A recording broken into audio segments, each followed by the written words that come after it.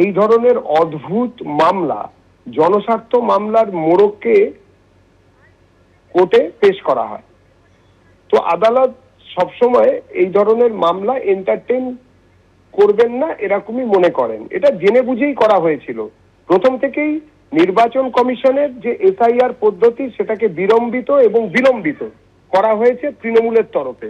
এখন যে জিনিস চালানো চলছে সেটাও আস্তে আস্তে প্রশমিত হবে, কেননা বাংলার জাগ্রত জনতা তৃণমূলের এইসব কথাবার্তাকে একদম মেনে নিচ্ছে না।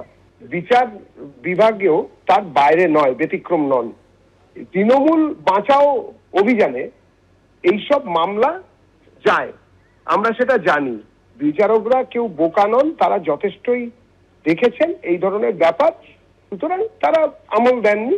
আমরা আবারও বলছি এই রায়কে আমরা স্বাগত জানাই। এই মুহূর্তে আমরা যোগাযোগ করেছি তৃণমূল নেতা জয়প্রকাশ মজুমদারের সঙ্গে। জয়প্রকাশ বাবু, আইএএস, আইপিএস, আইসি, ওসি এবং বিডিওদের নিয়ে দুটি মামলা হয়েছিল, দুটি মামলাই কলকাতা হাইকোর্ট খারিজ করে দিয়েছে। আদালত বলছে যে এই আধিকারিকদের বদলি তো খুব অল্প সময়ের জন্য, ফলে রাজ্য প্রশাসন বিকল হয়ে যাবে, এটা কখনো বলা যায় না। সেই সঙ্গে তারা এটাও বলছেন যে কর্ণাটক হাইকোর্ট একটা মামলার ক্ষেত্রে বলেছিল নির্বাচন কমিশন বাধ্য নয় বদলির বিষয় বলতে। কি বলবেন?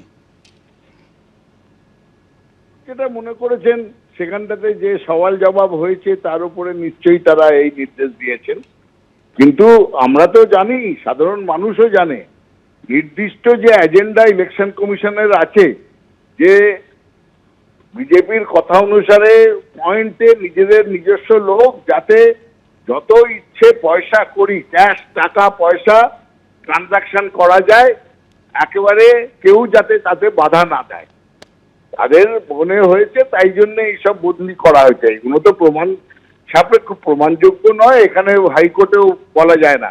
অসৎ উদ্দেশ্য নিয়ে ইলেকশন কমিশন করছেন এই বিষয়ে সাধারণ মানুষের মনে কোনো সন্দেহ নেই। হাইকোর্টে বলে দিয়েছেন, হাইকোর্ট প্রমাণের কথা বলেছেন, এইসব জিনিস তো প্রমাণ করে এভাবে বলা যায় না। আর ইলেকশন কমিশন যা পশ্চিমবঙ্গে করছেন সেটা তো অন্য কোনো প্রদেশে করছেন না, তাহলে তো একই কথা আসে যে অন্য প্রদেশে তাহলে কোনো দরকার পড়ছে না, শুধু পশ্চিমবঙ্গের ক্ষেত্রেই দরকার ইলেকশন কমিশনকে যে আগাপাস্তলা সমস্ত প্রশাসন পুলিশ বদলে দিতে হবে। তার কারণটাই এইটা যে বিজেপিকে অন্যায়ভাবে সুযোগ সুবিধে তাদের পয়সার জোর আছে, এবং শোনা যাচ্ছে খুব সিরিয়াস কমপ্লেন একটা যেটা শোনা যাচ্ছে যে নেপালের সেই লুট হওয়া অস্ত্র এখন পশ্চিমবঙ্গে ঢুকছে। কারা ঢোকাচ্ছে? অমিত শাহ নিজে বলছেন যে পশ্চিমবঙ্গের সীমানা সুরক্ষিত নয়, যে সীমানা ওনার সুরক্ষা দেওয়ার কর্তব্য, বাংলাদেশের সীমানা।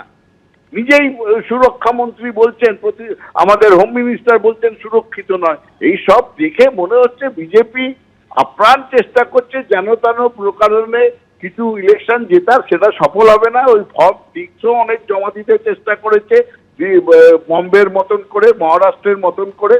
এখানে সব জায়গাতেই তৃণমূল কংগ্রেস তাদের এই ষড়যন্ত্র আটকাবে। অনেক ধন্যবাদ আমাদের সঙ্গে কথা বলার জন্য। ভোটের আগে অফিসার বদলে স্থগিতাদেশ চেয়ে করা যে দুটি মামলা, সেই দুটি মামলা কলকাতা হাইকোর্ট খারিজ করে দিয়েছে। আইএএস, আইপিএস এবং বিডিও বদলে স্থগিতাদেশ চেয়ে জোড়া মামলা খারিজ হয়ে গিয়েছে। আবারও কথা বলবো, আমাদের প্রতিনিধি সৌভিক মজুমদার আমাদের সঙ্গে রয়েছেন। সৌভিক, এই মামলা দুটি খারিজ করার সময় বিচারপতিদের তরফে তাদের পর্যবেক্ষণে মূলত কোন বিষয়গুলো তারা তুলে ধরলেন? দেখো, তোমাকে বলবো যে পর্যবেক্ষণগুলোর কথা তোমাকে বলছিলাম তার পাশাপাশি এটাও কিন্তু খুব স্পষ্ট করে বলা হয়েছে যে এই মামলাতে একটা অভিযোগ করা হয়েছিল যে জ্ঞানেশ কুমারের সঙ্গে কিন্তু উচ্চ পর্যায়ে যারা রাজনৈতিক ব্যক্তিত্ব রয়েছেন তাদেরও একটা যোগাযোগ রয়েছে, এই মর্মেও এই মামলায় অভিযোগ করা হয়েছিল।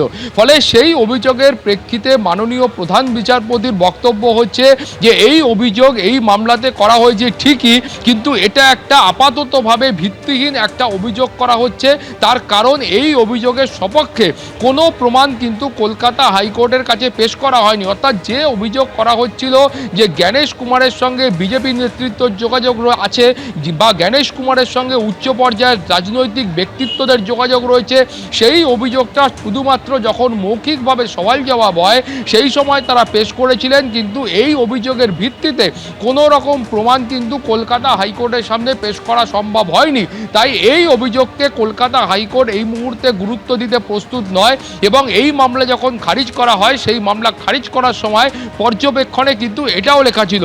তার পাশাপাশি তোমাকে বলবো এই মামলাতে অভিযোগ এটাও করা হয়েছিল যে 2025 সাল অবধি যখন বিহারের নির্বাচন হয় সেই সময় তারা দেখেছিলেন যে বিহারের ক্ষেত্রে যারা পর্যবেক্ষক ছিলেন সেই পর্যবেক্ষকদের কিন্তু বিহার থেকেই নিয়োগ করা হয়েছিল, কিন্তু 2026-এ এসে যখন পশ্চিমবঙ্গের ক্ষেত্রে নির্বাচন হচ্ছে সেই সময় অন্য রাজ্য থেকে পর্যবেক্ষক নিয়ে আসা হচ্ছে, অন্য রাজ্য থেকে আধিকারিকদের নিয়ে আসা হচ্ছে, এ রাজ্যের আধিকারিকদের বদল করা হচ্ছে। ফলে এই ধরনের একাধিক অভিযোগ এই মামলার ক্ষেত্রে করা হয়েছিল। তার প্রেক্ষিতে মাননীয় প্রধান বিচারপতির পর্যবেক্ষণ হচ্ছে যে এই যে এক্সারসাইজটা ইলেকশন কমিশন অফ ইন্ডিয়ার তরফ থেকে করা হচ্ছে বা জাতীয় নির্বাচন কমিশন এই যে পদক্ষেপগুলো নিচ্ছে, এইটা জাতীয় নির্বাচন কমিশনের আইনজীবীদের বক্তব্য হচ্ছে তারা সর্বত্র নিচ্ছেন। ফলে এই পদক্ষেপের মাধ্যমে পশ্চিমবঙ্গের সঙ্গে কোনো বিমাতৃসুলভ আচরণ করা হয়েছে এমনটা কিন্তু কলকাতা হাইকোর্ট মনে করছে না। সৌমেন, ধন্যবাদ। আসছি পরের খবরে। রাজনীতির সঙ্গে তার সম্পর্ক বহুদিনের। বিধানসভা ভোটে লড়াই করার অভিজ্ঞতাও রয়েছে। তিনি নির্বাচিত প্রতিনিধিও। বেহালা পূর্বের বিদায়ী বিধায়ক রত্না চট্টোপাধ্যায়কে এবার বেহালা পশ্চিমে প্রার্থী করেছে তৃণমূল। তাতে অবশ্য খুব বেশি চাপ নিচ্ছেন না রত্না চট্টোপাধ্যায়।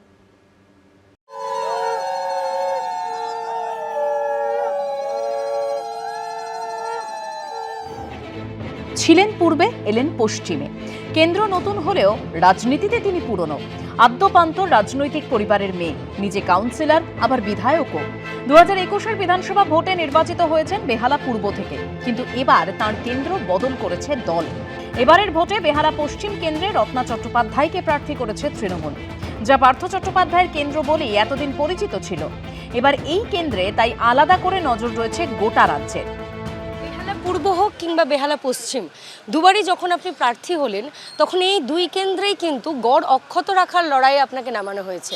শোভন চট্টোপাধ্যায় ছেড়ে গেছিলেন, সে কেন্দ্রে আপনি একবার দাঁড়িয়েছেন, আর এবারে এই কেন্দ্রে পার্থ চট্টোপাধ্যায়ের মতো একজন ব্যক্তিত্ব, যিনি আপনাদের দলে একসময় মহাসচিব আর তারপরে অন্যতম দুর্নীতির কাণ্ডারি, তার সঙ্গে জড়িয়ে রয়েছে একাধিক কালিমা, সেই সমস্ত কিছু কাটিয়ে উঠে এই গড় অক্ষত রাখতে পারবেন? লড়াইটা কি একটু কঠিন হয়ে গেল? বেহালা পূর্ব বলুন, বেহালা পশ্চিম বলুন, পুরো বেহালায় মানুষ মমতা বন্দ্যোপাধ্যায়ের উপর প্রচণ্ড ভরসা করে।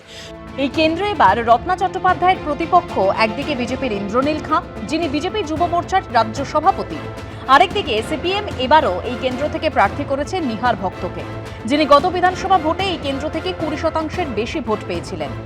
তাই তৃণমূলের পক্ষে এবার কি লড়াইটা আরও একটু কঠিন? বেহালা যথেষ্ট এখন উন্নত। সিপিএম 34 বছর জনগণের সমর্থন পাওয়ার পরেও যখন কাজ করেনি, ওরা ভাবছে, মানুষ ভাববে না আর যে ওরা এলে আবার উন্নয়ন হবে। একটা সময় বাম জামানায় তৈরি হয়েছিল এবং সবাই বলতো যে বিদ্যাসাগর সব হসপিটাল বারবার, বিদ্যাসাগর একবার, মানে বিদ্যাসাগরে যদি কোনো রুগী যেত সে আর ফিরে বেরোতো না। কিন্তু তৃণমূল সরকার আসার পর বিদ্যাসাগরের হাল কিছুটা হলেও চেঞ্জ হয়েছে।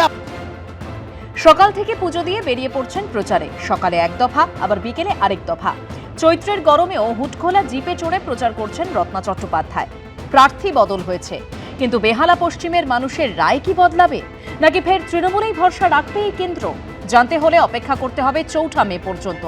ঐশী মুখোপাধ্যায়, এবিপি আনন্দ। এবিপি আনন্দ, এগিয়ে থাকে, এগিয়ে রাখে।